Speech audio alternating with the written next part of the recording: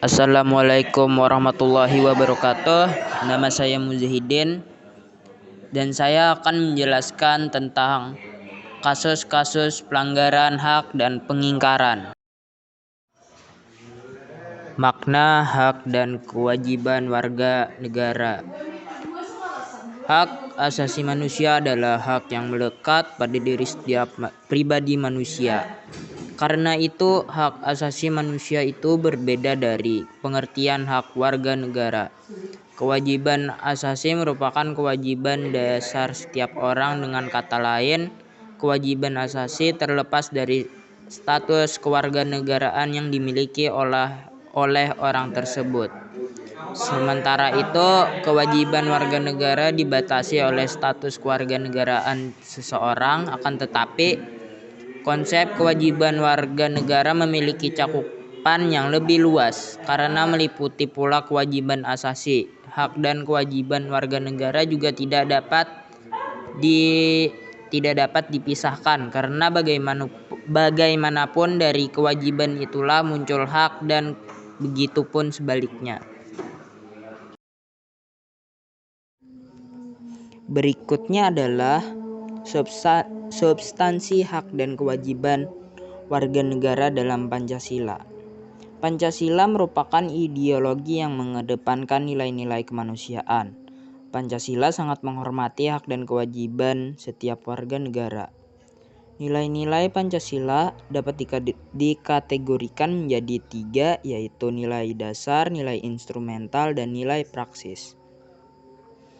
Ketiga nilai tersebut secara langsung ataupun tidak langsung mengatur hak dan kewajiban warga negara sebagaimana yang dipaparkan berikut. Yang pertama adalah hak dan kewajiban warga negara dalam nilai dasar sila-sila Pancasila, dan yang kedua hak dan kewajiban warga negara dalam nilai instrumental sila-sila Pancasila.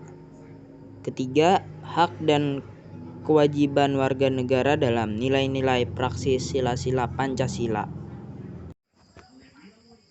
Selanjutnya ada kasus pelanggaran hak dan pengingkaran kewajiban warga negara.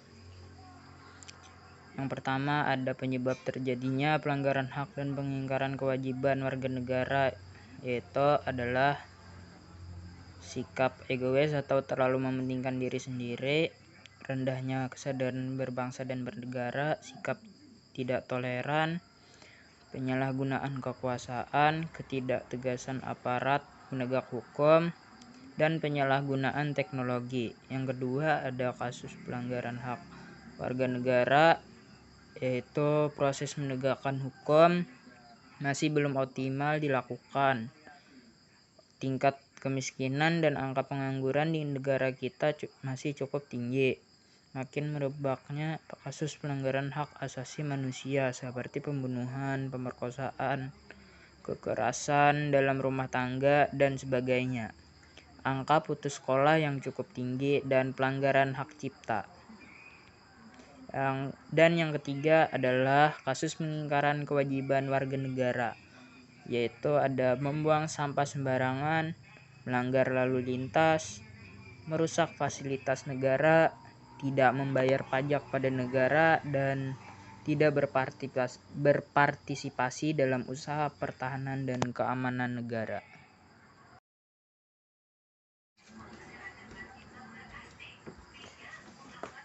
Dan ada penanganan pelanggaran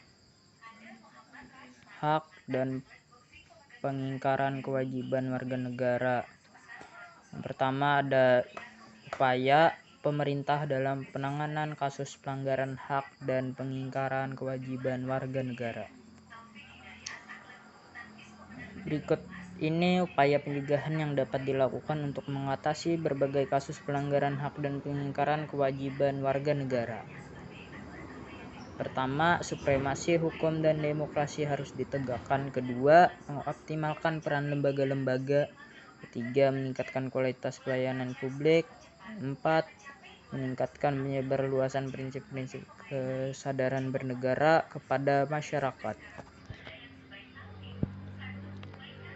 5. 5. Meningkatkan profesionalisme lembaga keamanan dan pertahanan negara. 6. Meningkatkan kerjasama yang harmonis antar kelompok atau golongan dalam masyarakat.